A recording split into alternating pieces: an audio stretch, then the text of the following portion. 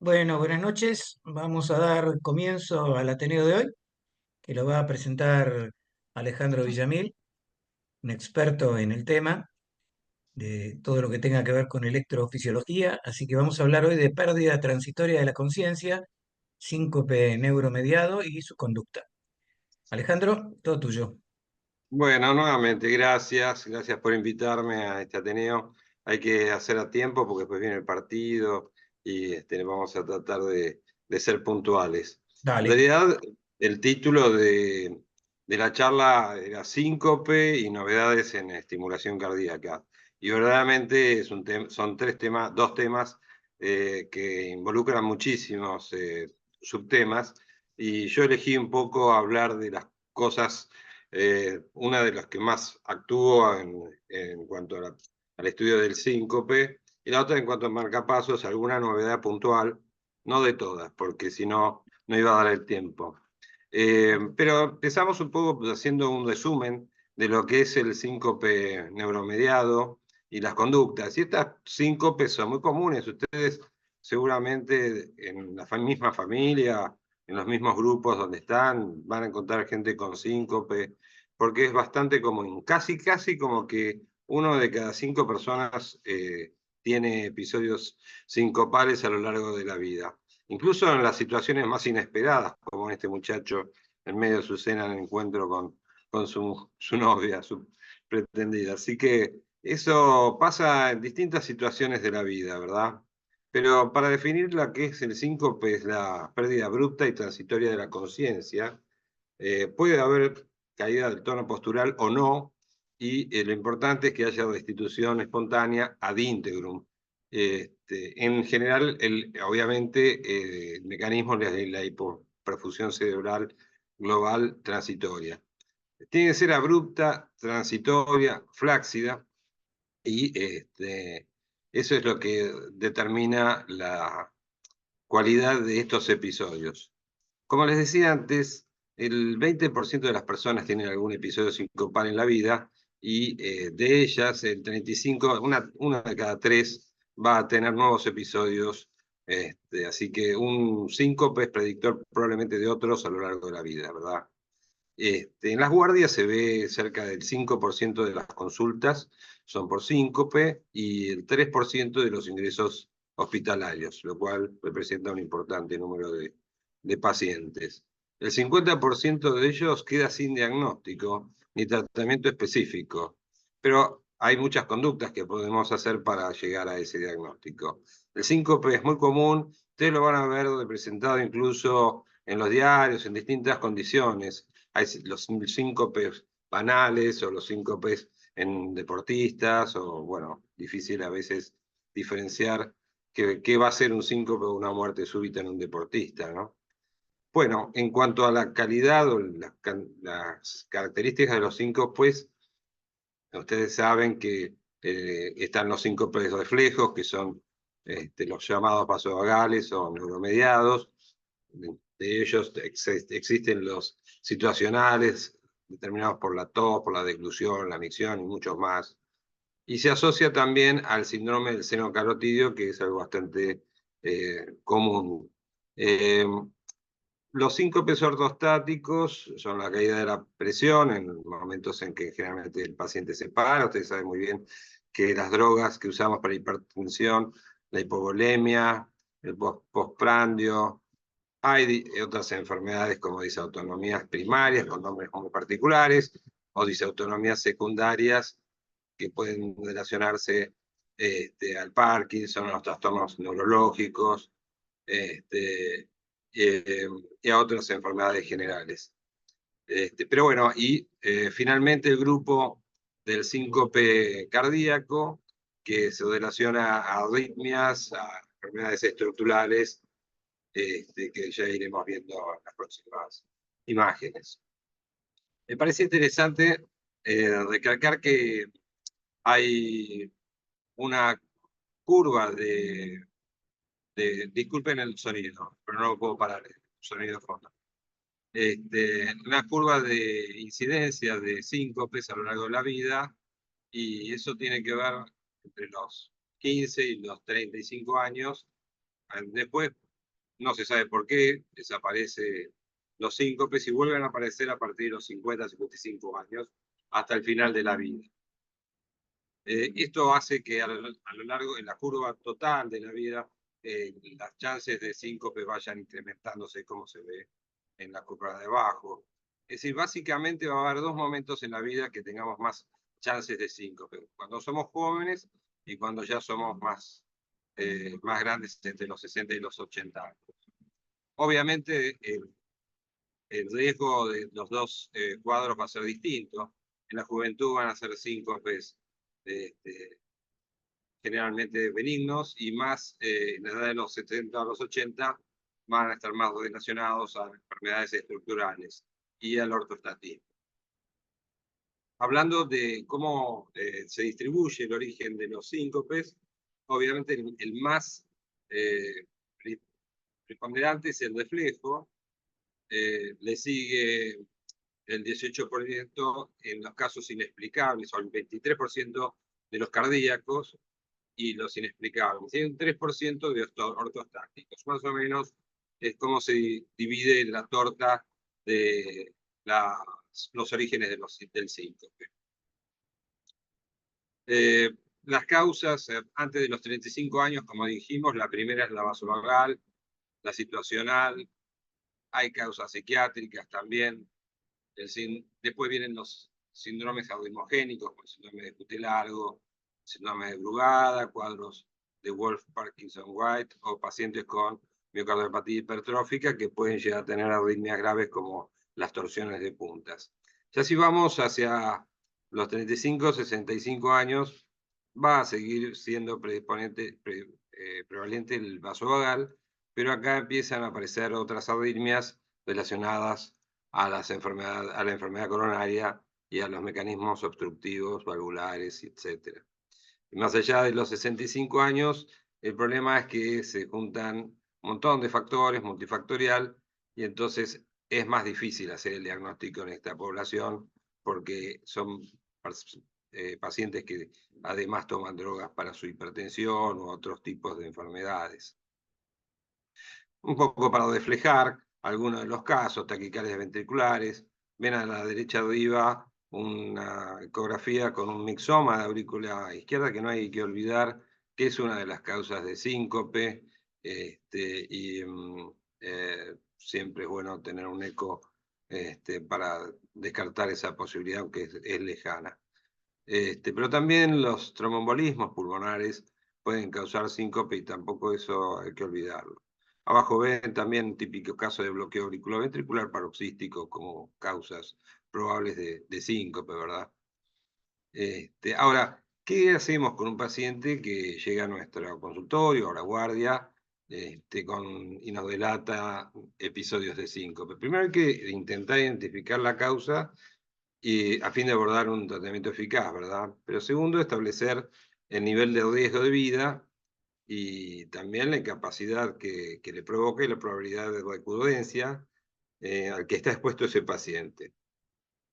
Hay un estudio de Framingham que habla de la diferencia del riesgo que tienen los pacientes con síncope cuando este es vasovagal, de causa desconocida, neurológica o cardiológica. Y lo más evidente es que cuando el paciente tiene una causa vagal o no se conoce la causa, el riesgo es muy inferior a que sea desconocida, neurológica y cardiológica, obviamente el más grave de todos los pronósticos. Para el manejo de los pacientes con síncope se generaron scores, aunque en las últimas guías el valor de los scores se ha reducido, siguen siendo de interés para manejarnos en las guardias. Y se dividen en 4 estadios de riesgo, y eso depende de cosas sencillas como en este score de riesgo de OSIL, a través del análisis de que hay un electrocardiograma normal, insuficiencia cardíaca en historia clínica, ausencia de pródromos, o sea que sea un síncope on-off, o la edad mayor. Con esas simples preguntas uno puede identificar una escala y ver cuál es el riesgo de ese paciente para poder tomar la decisión de si lo vas a manejar ambulatorio o lo vas a manejar en forma de internación. Otros score tienen el foco puesto en ver cuál es la posibilidad de que el paciente repita episodios sincopales a los 30 días, y en ese sentido yo en general uso lo usé, pero hay otros, el de San Francisco, y acá hay que hacer algunas preguntas con respecto a la presión, si tenía presión baja, disnea, trastornos del ritmo, cambios anormales del trazado, nuevamente historia de insuficiencia cardíaca o hematocrito menor del 30%. El bajo riesgo realmente nos predice un 0,3% de recidivas contra alto riesgo más de 15%. Así que son líneas generales, tienen su valor, pero me parece que para orientarnos están correctos. ¿Cuál sería el algoritmo diagnóstico para un paciente de síncope? En la etapa inicial diagnóstica, lo más importante, y esto es lo que vamos a recalcar, es que el interrogatorio es el gold standard para los episodios, que le siguen los estudios de laboratorio, el electrocardiograma y, si disponemos, del ecocardiograma. En esas condiciones podemos establecer un diagnóstico bastante cercano, por lo menos para definir el riesgo potencial de ese episodio. Haciendo un análisis un poco más específico del poder de cada uno de estos elementos para predecir el origen, decíamos antes que la anamnesis y el examen clínico nos da un fuerte valor para poder predecirlo. El electrocardiograma no es muy alto, pero obviamente importante, el laboratorio del 1%, y ustedes ven que el resto se dividen en valores menores, pero bueno, todos lo tienen.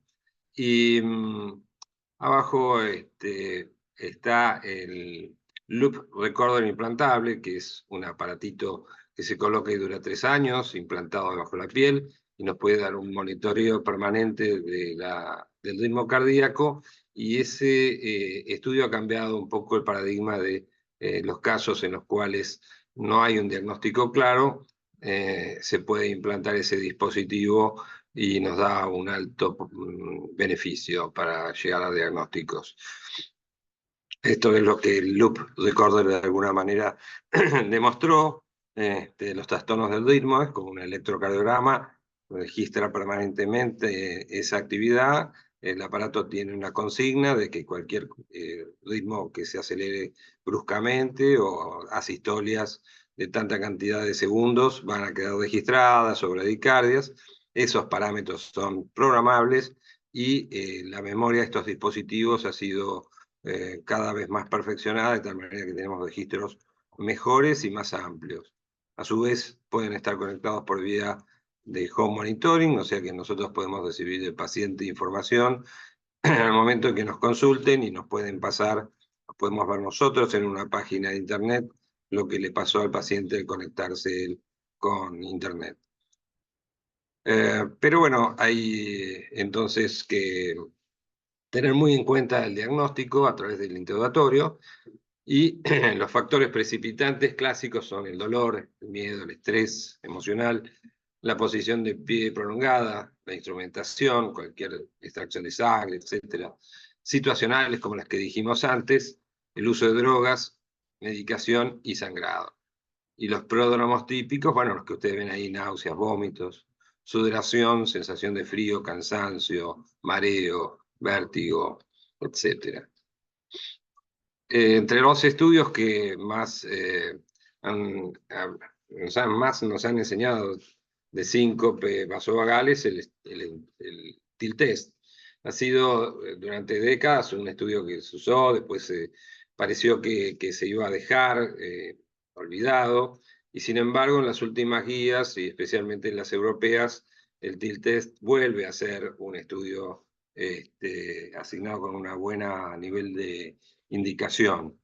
Pero bueno, tiene muchos años, desde la década de los 80, había diversos protocolos de estudio, entonces eso hacía que los estudios no fueran comparables, incluso se usaban distintas drogas, en algunas condiciones se hizo proterenol, beta-bloqueantes, en fin, nitritos, para sensibilizar el método, pero eso hizo que de alguna manera no se tuviera una estandarización perfecta.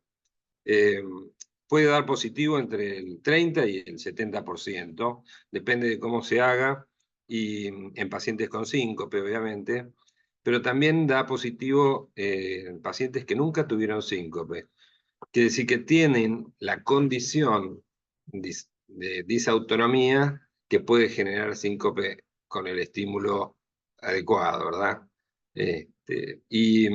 Diversos parámetros fueron evaluados para mejorar la capacidad de este estudio, pero ninguno funcionó verdaderamente, que para demostrarle a los que no han visto, bueno, es una tabla basculante que lleva al paciente del horizontal a una inclinación de 70 grados conectado con un monitor y la toma de presión. Las respuestas típicas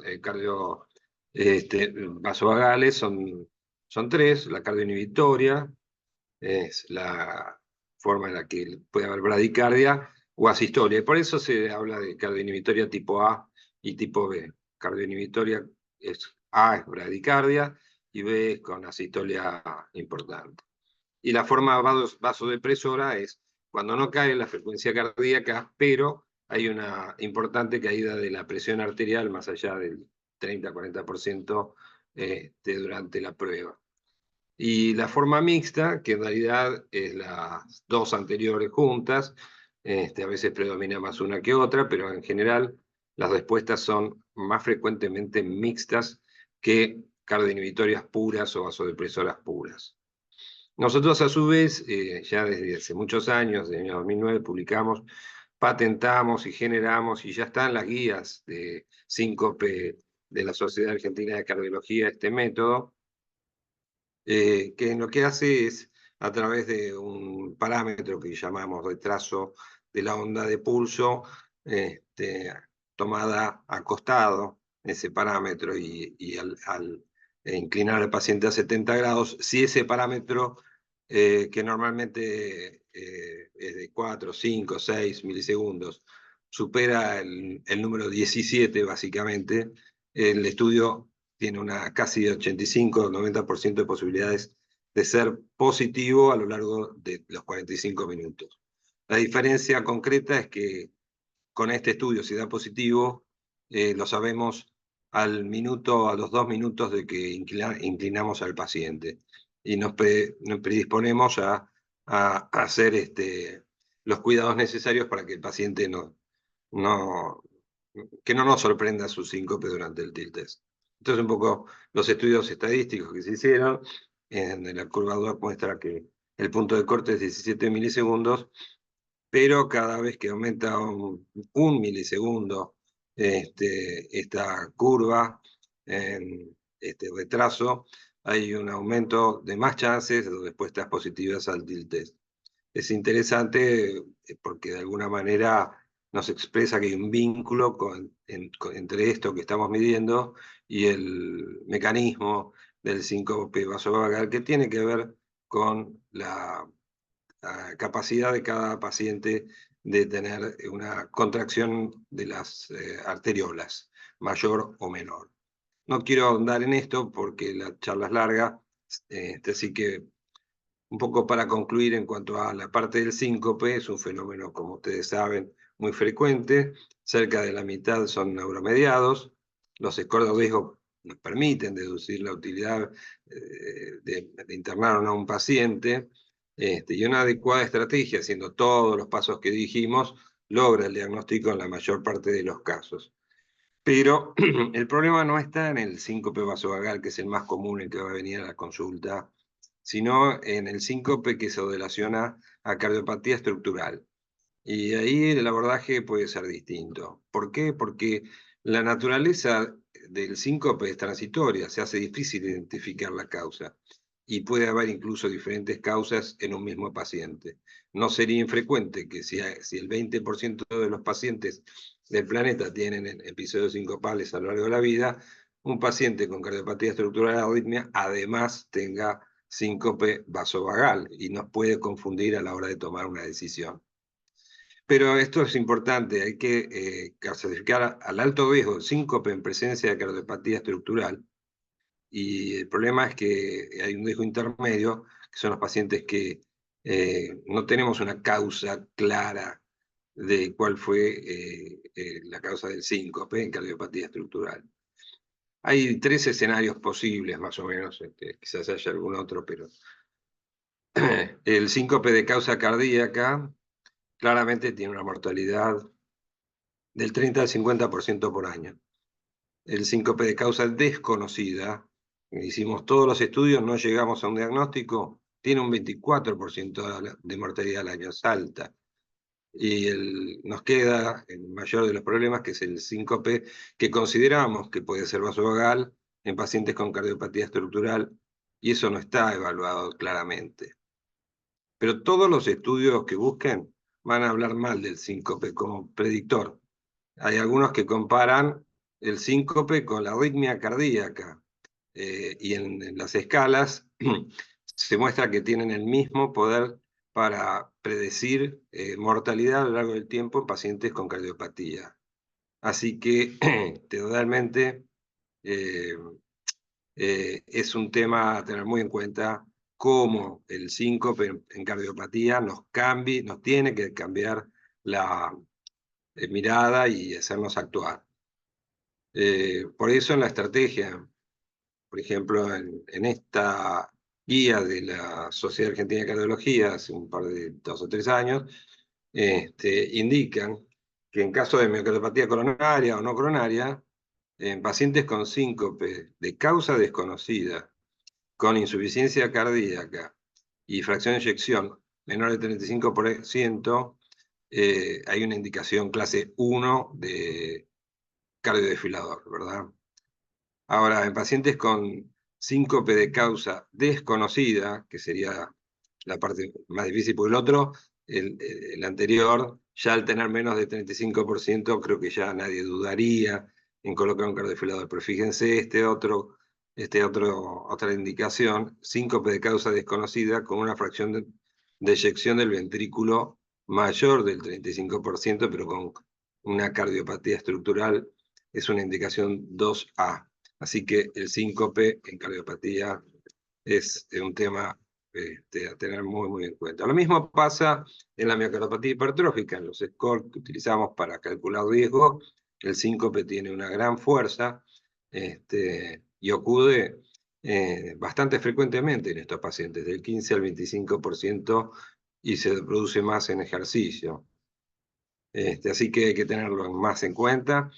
En estos pacientes con síncope, siguiendo las líneas de los scores europeos, seguramente van a llegar con síncope a más de 5 puntos, que es lo que indica el cardiodesfibrilador.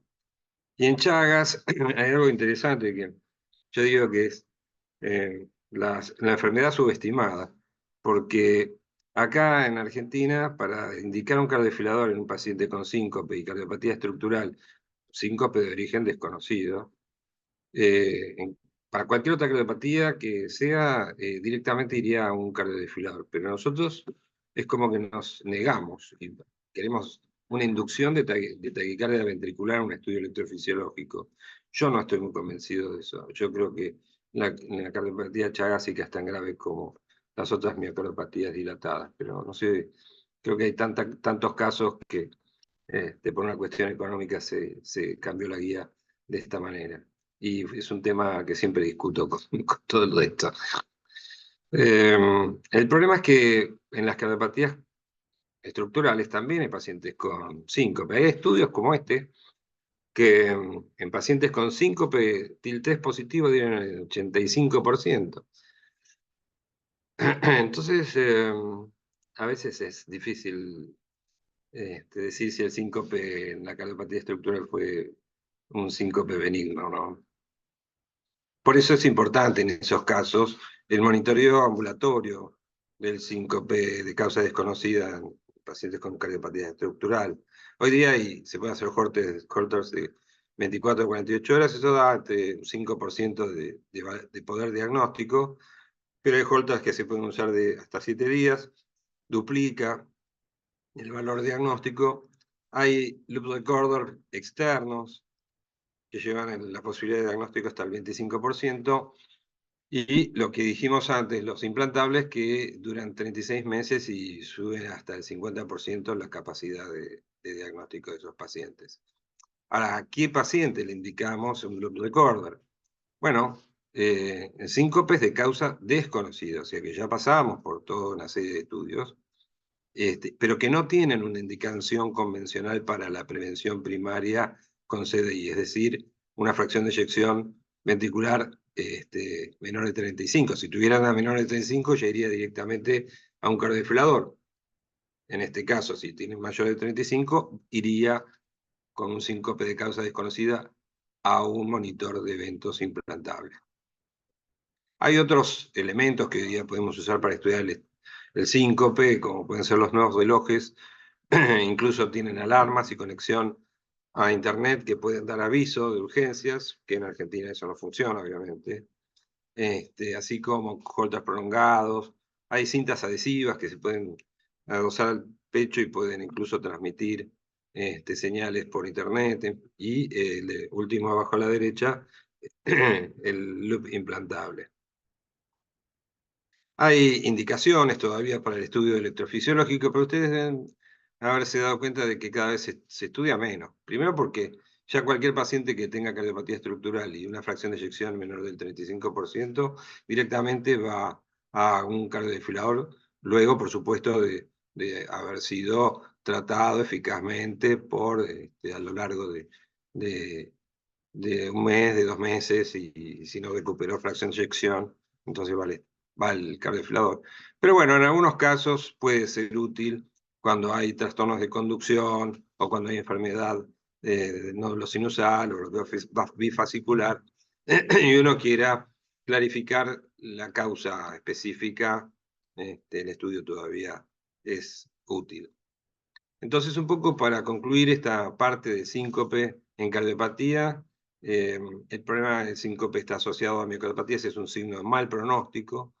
Tanto el síncope de causa cardíaca como de causa desconocida en presencia de miocardiopatía debe llevar a conductas activas.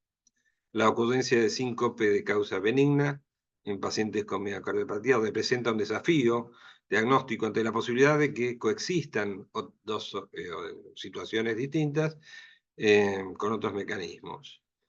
Y el monitoreo ambulatorio de larga duración hay que tenerlo en cuenta, es una herramienta útil y funciona para estos pacientes.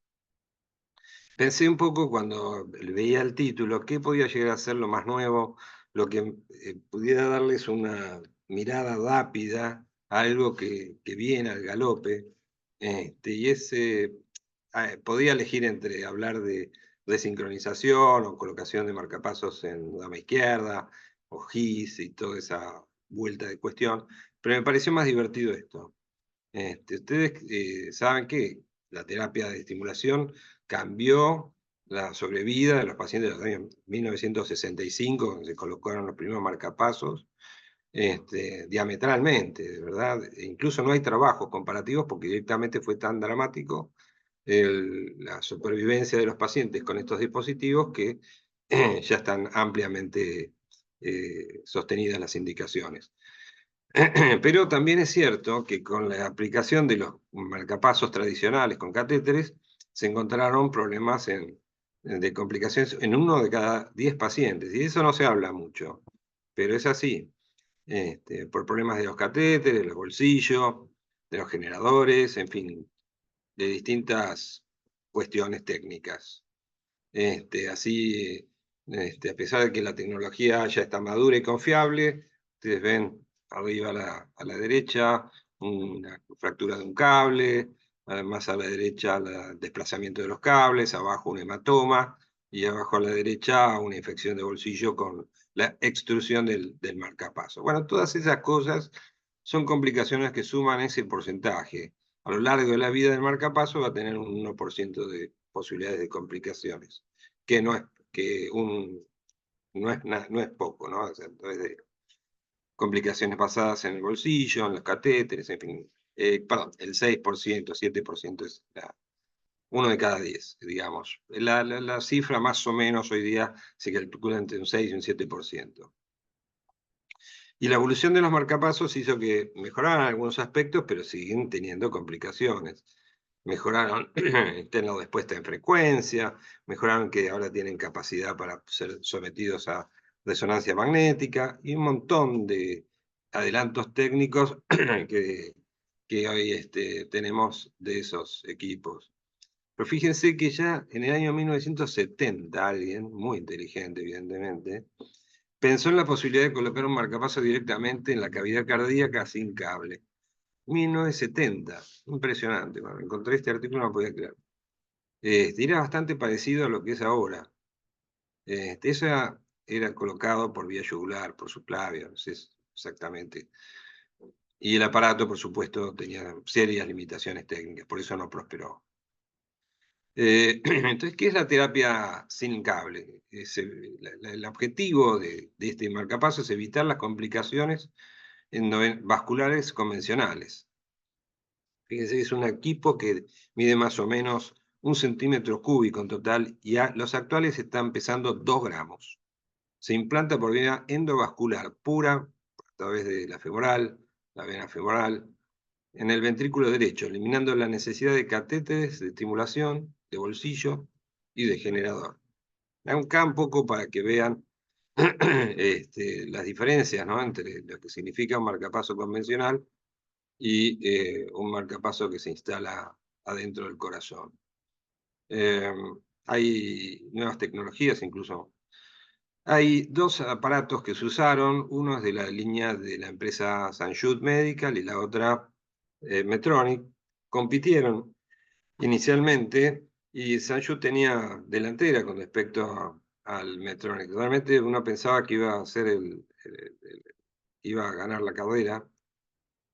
Esto es un poco para que vean cómo es el dispositivo, tiene como unos hilitos que son los que finalmente se enganchan en el tejido, y el conector, el cátodo, que es el que se conecta con el músculo. Esas tiritas son flexibles y tienen un movimiento cuando se los va a colocar, de tal manera que primero están horizontales y después adoptan esta morfología que ustedes ven, enganchándose al tejido. En cambio, el de St. Jude Abbott es tipo screw-in, es un helicoide que se enrosca en el tejido. Y eso fue una desventaja para estos equipos porque tuvieron una tasa de perforación muy alta. Un poco para resumirles así, esto lo traje brevemente, lo que es la experiencia de los LEDless. El primer reporte en humanos de dispositivos de St. Jude se hizo en el año 2012, van a ser 12 años. En 2014 se hizo la primera publicación, que obviamente tenía que ver con la factibilidad de colocarse y la seguridad. En 2015, los primeros trabajos ya no randomizados, pero de seguimiento, querían ver la seguridad y la estabilidad de los parámetros. En 2017 se hizo el primer trabajo ya de un número muy importante de pacientes, y ya ahí lo que se buscaba era la eficacia y la seguridad ya a los 12 meses. Y en 2020 se aprueba, de posaprobación de la FDA, se hace un trabajo específicamente a pedido de la FDA para definir a ver cuál es la situación de las indicaciones en un número muy, muy amplio de casos de eficacia y seguridad a largo plazo. Bueno, lo que resultó de esos trabajos, un poco para que los últimos, es que el implante fue exitoso en el 99%, de que hubo menos de la mitad de las complicaciones de lo que resultaban en los marcapasos tradicionales. Estábamos hablando de que más o menos es el 6-7% en los marcapasos tradicionales endovasculares, y acá las complicaciones fueron del 2,7%, y reduciéndose a medida que pasan los años. Y bueno, no ocurrieron obviamente infecciones de generadores y no hubo alguna necesidad de de extracción de los equipos, lo cual se logró, así que fueron progresando a lo largo del tiempo. En cuanto al Sanjut, que inicialmente pensaban que iba a ser el líder, hubo dos deportes, uno de seguridad relacionado a la batería, que no duraba lo que pensaron, y otro con respecto a la fijación screw-in, que generó que se publicaran muchos casos de perforación, entonces fueron sacados del mercado. Así que es un interesante elemento, herramienta, especialmente, por ejemplo, para los pacientes que tienen fibrilación auricular y de alta respuesta y no funcionan los medicamentos para frenar la frecuencia, entonces se les coloca este dispositivo y en el mismo acto se hace la ablación del nódulo AB. Como queda estimulado, queda bloqueado, queda entonces el marcapaso funcionando en el mismo acto y por la misma vía, por la vía femoral. Así que ese es uno de los elementos. Un poco para que vean el tamaño del equipo, ahí está una monedita, una foto de eso, y quiero decirles que se coloca por vía femoral. Son capaces de implantarse y explantarse hasta que se endoteliza, y tarda más o menos unos 6, 7 meses en endotelizarse totalmente. Es interrogable y programable como cualquier marcapaso. La batería dura aproximadamente 10 años. Tiene una excelente performance eléctrica, quiere decir que los umbrales, una vez estabilizados en el momento del implante, se permanecen de la misma manera.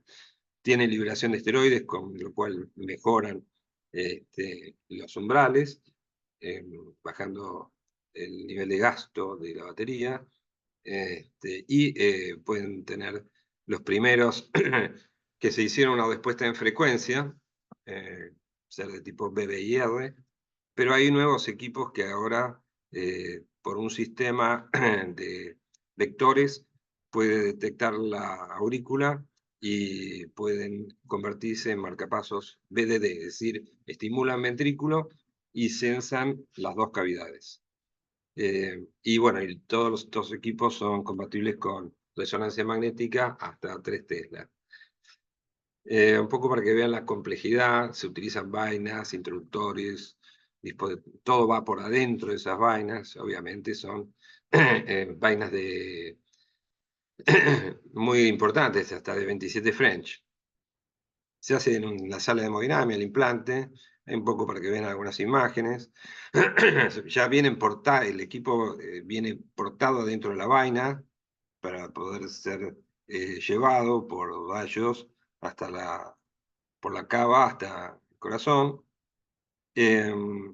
Las vainas tienen flexibilidad, entonces uno puede ingresar hasta el septum. Lo ideal es colocarlo sobre el septum siempre, y una forma que impacte sobre todo en la zona media del septum para que pueda tener una estimulación a la vez más fisiológica, más cercana al GIS, a la dama izquierda, ¿verdad? Eso ya pertenece al área de la desincronización, pero esto evita las perforaciones porque el septum es más grueso. En cambio, si lo ponemos en la punta, las paredes del ventrículo derecho es más fina y da más chance de que se perfore. Decíamos antes que la longevidad del equipo es similar a la de los equipos externos y los umbrales se mantienen estables una vez que se implantan. Esto es un poco lo más nuevo que viene, que hay un sistema de sensado de la aurícula derecha. La verdad que es difícil de entender, pero no es 100%, pero tiene una escala para ciertos tipos de actividades de 80% de poder sincronizarse adecuadamente, lo cual de la nada, de ser un marcapaso BBI R a pasar a poder sincronizar con la aurícula en un 80%, es realmente muchísimo, ¿no? Yo creo que es una cuestión de poco tiempo como para que esto se haga una realidad que sea mucho más exacto. Así que eh, Existen complicaciones, las complicaciones vasculares son menores al 1% y acá tiene que ver muchísimo la experiencia que se va acumulando en los operadores y nada, hay una técnica muy clara para colocarlos que yo creo ya está muy definida. Entonces, un poco comparando las chances de complicaciones, si se coloca en el septum, no alcanza el 1,5% comparado con los transvenosos, que, como decíamos antes, alcanzan cerca del 6%, cuando uno ve a lo largo del tiempo una y otra población. La pregunta que todos hacen, bueno, pero si hay un problema con el marcapasos, ¿se puede retirar? Sí, hasta que se endoteliza completamente. ¿Y cómo se hace? Se utiliza la misma vaina que se utilizó para llevar el equipo hasta ahí, y hay unos lazos especiales que sostienen el equipo, traccionan y pueden sacar el equipo. Pero por otro lado, lo que se vio es que son suficientemente chicos como para hacer set-off, es decir, dejarlos, abandonarlos, si están acapsulados, no intentar sacarlos, más allá de un esfuerzo lógico. Hay ya antecedentes de que se han colocado hasta 3 equipos en el mismo paciente sin trastornos hemodinámicos.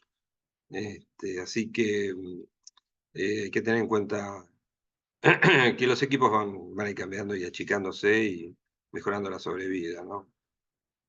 Hay como novedad equipos que se están pensando para colocar en la aurícula y en el ventrículo. Ya se han hecho experiencias y entonces se sincronizan entre ellos a través de Bluetooth y sería una estimulación dual, sin generador, sin cables y totalmente programable desde el exterior.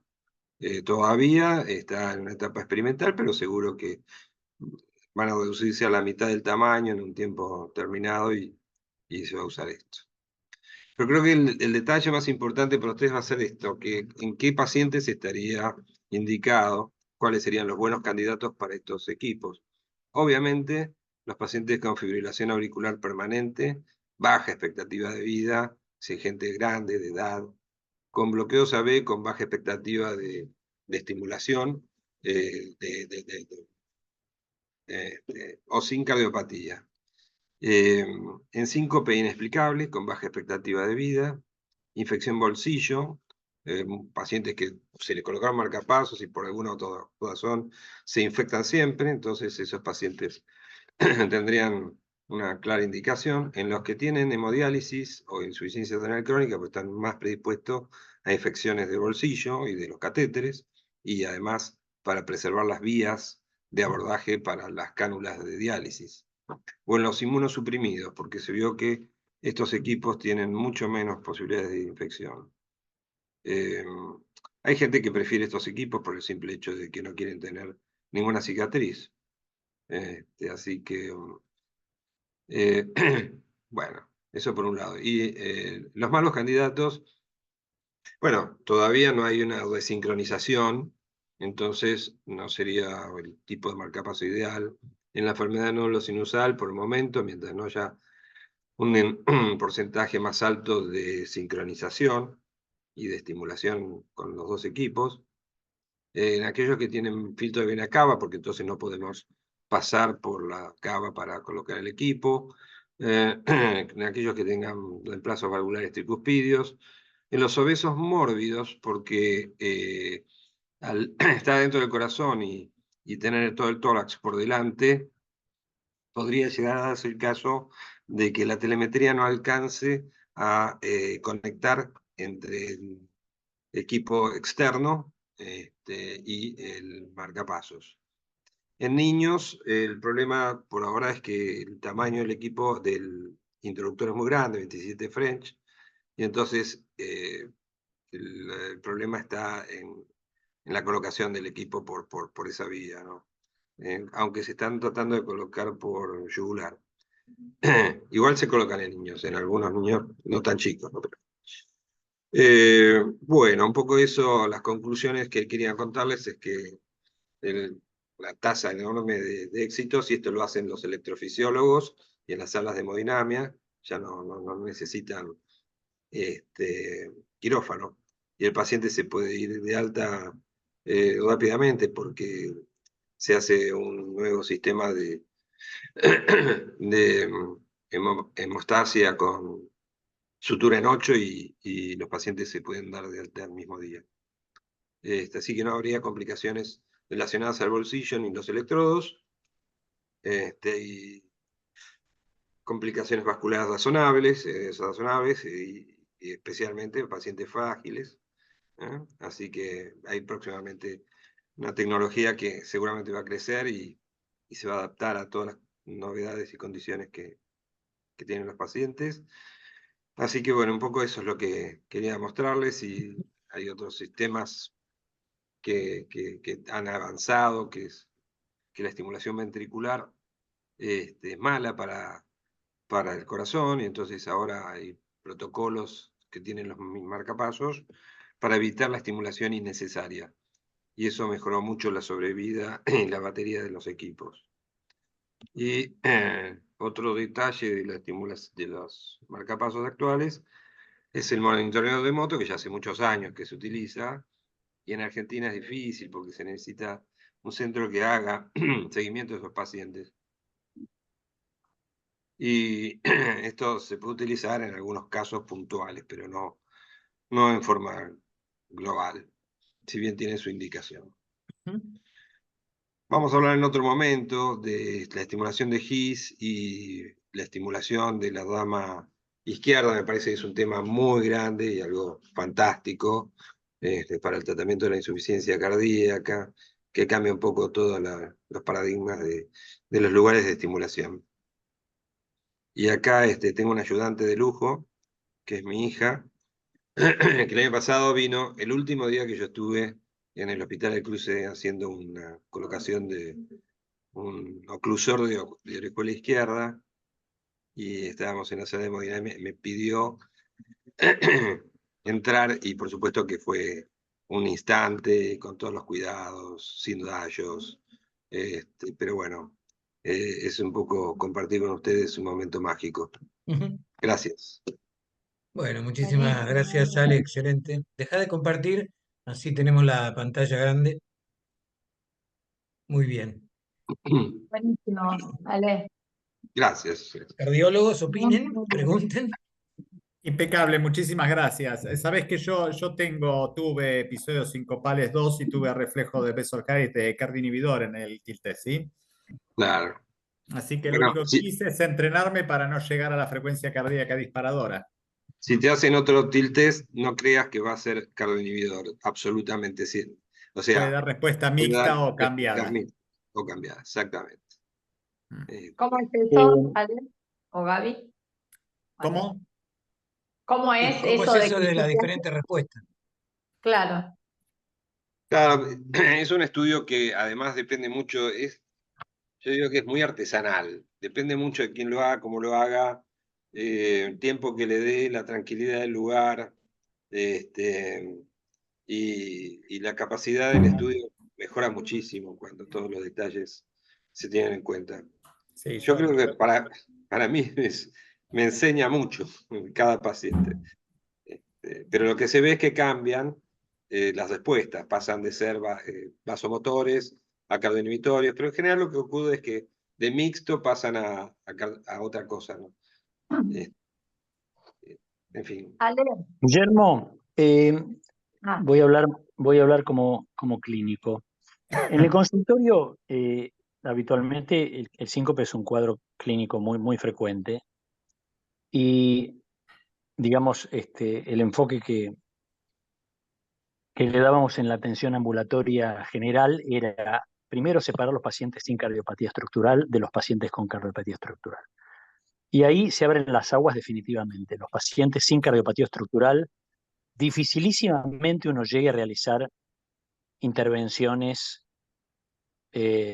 críticas o invasivas en ese tipo de pacientes, y uno trata de empezar a utilizar todos los mecanismos de cuidado y de posturales y de recomendaciones generales e inclusive de medicación, que me gustaría que comentes algo un poquitito de la medicación en pacientes con síncope, betabloqueantes, escopolamina, aquello.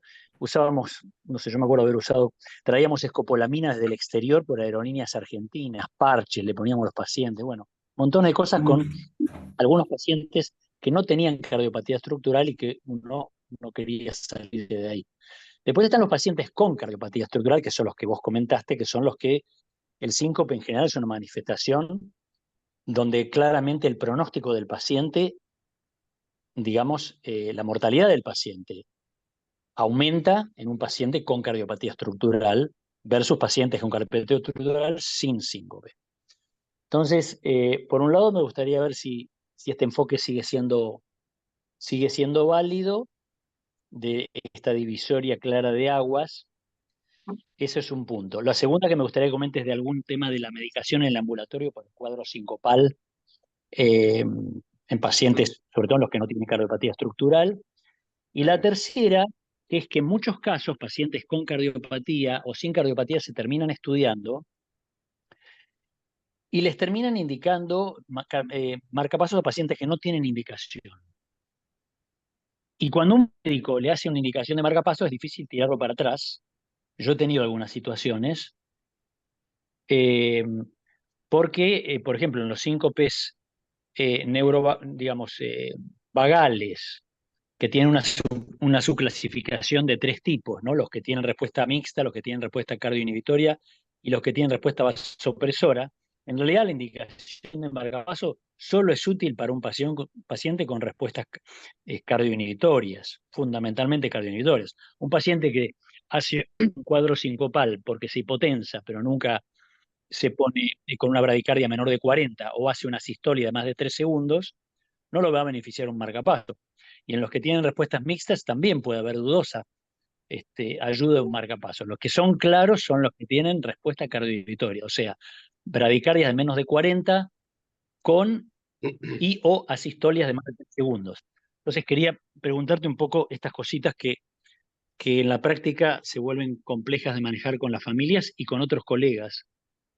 Sí, mira, yo estaba esperando que alguien me preguntara esto porque es lo que dejé para el final, la discusión de los tratamientos. En definitiva, lo que vos dijiste es tal cual, es decir, la división entre con cardiopatía o sin cardiopatía es la piedra fundamental.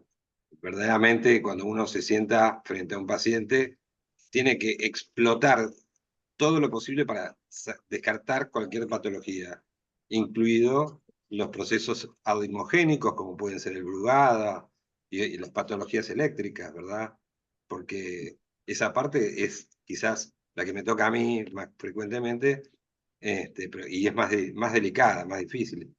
Hasta puede ayudar la genética en eso, ¿no? Pero en cuanto a los tratamientos, ahora hablando, el síncope vasovagal, podemos utilizar midodrine y el paciente va a estar a la noche hipertenso y va a tomar una pastilla, y va a estar... La verdad que la experiencia que yo tengo con esa droga es que la gente se agota y no la termina tolerando, y además acá en Argentina hay momentos en que no hay que traerla de Uruguay, en fin. Con respecto a los corticoides, muchos de estos pacientes son pacientes jóvenes y muchas más mujeres que varones. Entonces, el tema del uso del corticoide tiene muchos aspectos negativos, pero cuando uno llega a esa situación, tiene que ser porque ya agotó todo lo demás. La fluorocortisona se utiliza, es un elemento, pero yo generalmente lo que lo he hecho es usarlo temporalmente, no a lo largo del tiempo. ¿Qué es lo que funciona? Y la otra cosa que hay que tener en cuenta es los marcapasos que vos dijiste. Vos dijiste así que podías utilizar marcapasos solamente en los casos en que tuvieran respuestas cardioinhibitorias. Eso era así, pero agrego algo que es nuevo. Hay marcapasos que se llaman CLS, que tienen un mecanismo que por algún punto tiene relación incluso con lo que nosotros patentamos. Pero bueno, al margen de eso, ese marcapasos tiene la capacidad de medir la impedancia cardíaca latido a latido, de todo el ciclo cardíaco. Y de acuerdo a esa impedancia va ejerciendo un cambio en la frecuencia cardíaca. De tal manera que cuando empieza a detectar que se empiezan a dar las condiciones de caída, que va a haber una respuesta vasovagal, el aparato acelera su frecuencia cardíaca en una forma relativamente programable. Y eso ha demostrado que disminuye muchísimo los episodios, sobre todo los episodios graves. Le da tiempo al paciente para sentarse cuando son pacientes que antes quizás tenían síncopes o no. Entonces ya no es solo los pacientes cardioinhibitorios, sino todos los que tengan situaciones tan graves que ameriten necesitar un marcapasos. Te quiero agregar ese detalle porque cambia un poco la perspectiva. No son 100%, pero el CLS ha demostrado que tiene una eficacia indiscutible para los casos graves de síncopes vasovagales, que no ha habido respuesta con otras cosas. Yo creo ahí Y los beta bloqueantes, anticolinérgicos. Yo no uso, se usó mucho beta bloqueantes en una época, porque entonces lo que se decía que uno cortaba el reflejo antes de que comenzara la taquicardia. Y en algunos casos funcionó. Pero si vos te fijas todos los trabajos que hay, con beta bloqueantes, con antidepresivos, todos los que quieras, con todas las drogas que se utilizaron, que son como 15, todos los trabajos de neutros. Con silostazol. Silostazol. Yo no sé si hay un trabajo específico con silostazol para síncope vasovagal, no lo sé. No lo he visto, pero podría averiguarlo. De cualquier manera, lo que quiero transmitirles es que las pautas para el paciente son lo más importante. Sentarse, lo que le vamos a brindar es lo más costoso nuestro, tiempo. Y sentarse y explicarle todo como tiene que ser. Primero que a la mañana, lo primero que tiene que hacer es tomarse 2 vasos de agua, después tomar a lo largo de la mañana agua. Si puede tomar café, Santinas, en un tazón grande, yo le digo que es un buen estimulante del sistema nervioso autónomo. Llevarse a estar siempre con una botella en la mano. Exacto.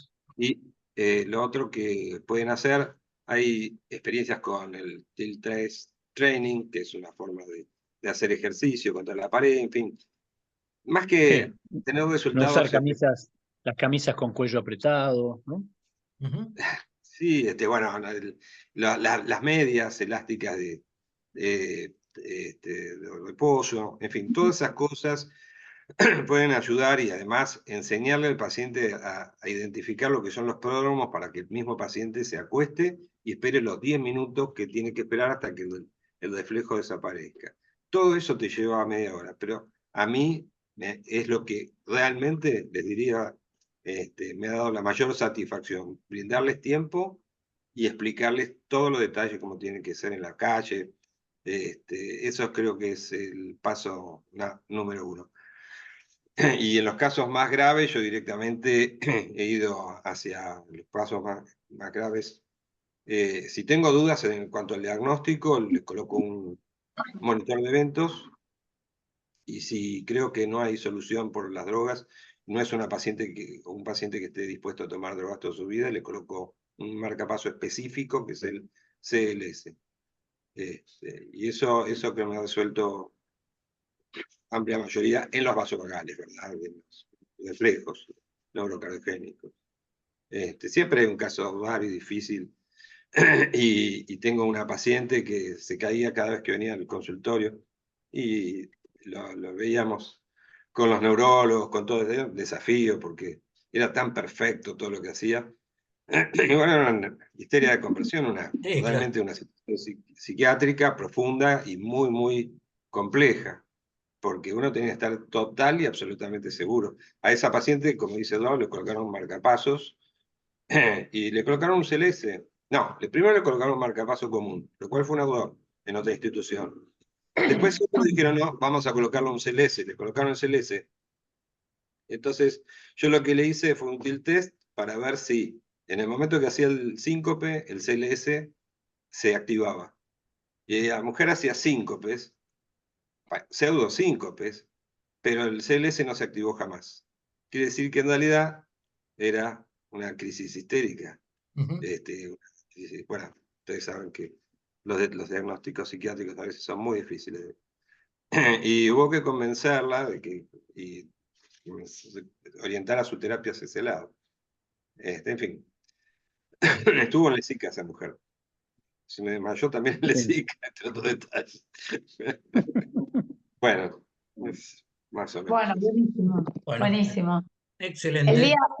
El jueves que viene, Ale, te llevo un paciente que sincopó y que le colocaron un marcapaso, sincopó el fin de semana largo, Ujú. le hicieron un estudio y le encontraron un HB largo y le pusieron un marcapaso. Y me dejó dudas, y bueno, lo vas a ver el jueves que viene, voy yo también, que lo voy a ver. Ese Y- lujo voy a tener. ¡Wow! No, quiero tu impresión, tu impresión.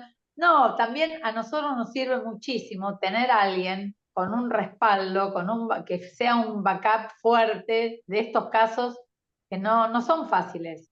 El síncope es complejo. El síncope es Sí, complejo, sí. es así. A mí me divierte y le sigo, lo hago con pasión y como estuve con este desarrollo que llevé a Alemania, estuve en Biotronic, en la empresa principal, hablando con los ingenieros. La verdad que sí hay un tema que me apasiona, ¿no? Así que bienvenidos sean los casos difíciles.